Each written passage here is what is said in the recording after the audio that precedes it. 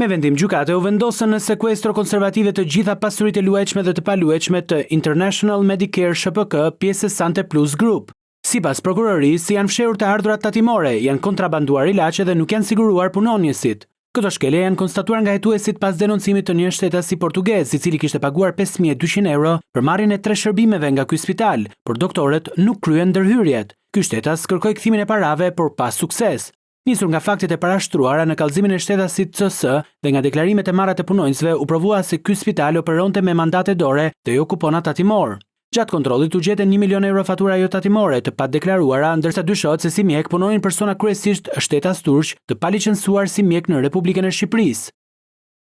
Ky subjekt ka fshehur dhe nuk ka deklaruar pagën e saktë të punonjësve, si rrjedhim ka fshehur vlerën e saktë të kontributeve për sigurimet shoqërore dhe shëndetësore. Kontrolli tatimor ka vlerësuar si tatim të padeklaruar nga shoqëria me efekt në TVSH shumën e 12.826.573 lek. Subjektit Sante Plus i kanë lidhur detyrimet tatimore nga fshehja dhe mosdeklarimi i pagave për vitet 2018-2023 në vlerën e 4.510.786 lek, si dhe për tatimin të padeklaruar me efekt TVSH në vlerën e 35.373.926 lek.